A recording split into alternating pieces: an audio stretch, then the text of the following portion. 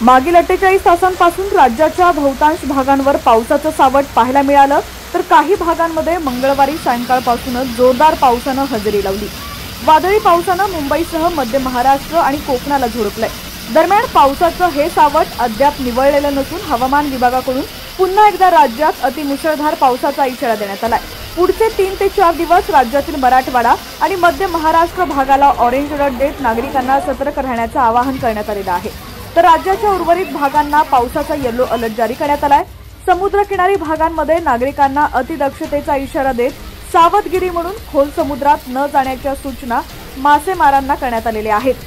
पुढील 48 तासांमध्ये किनारपट्टी भागांमध्ये सोसाट्याचा वारा वाहणार असून वाऱ्यात सरासरी वेग ताशी 40 ते 50 किलोमीटर इतका असून समुद्रही खवळणार असल्यानं उसळणाऱ्या लाटा धडकी भरू शकतात। राज्यातील कोकण किनारपट्टी भागासाठी हवामान विभागानं रेड अलर्ट जारी केल्यानं इथं नागरिकांमध्ये चिंतेचं वातावरण पाहायला मिळतंय। प्रामुख्यानं तळकोकण, रत्नागिरी, सिंधुदुर्ग आणि पश्चिम मध्य महाराष्ट्रातील सातारा, कोल्हापुरातील घाट माथ्यावरही जोरदार पावसाचा अंदाज वर्तवण्यात आलाय। फक्त कोकणच नव्हे तर विदर्भ, मराठवाडा आणि उत्तर महाराष्ट्रातही पुढच्या 48 तासांमध्ये मुसळधार ते अतिमुसळधार पावसाचा इशारा देत ऑरेंज अलर्ट जारी करण्यात आलाय।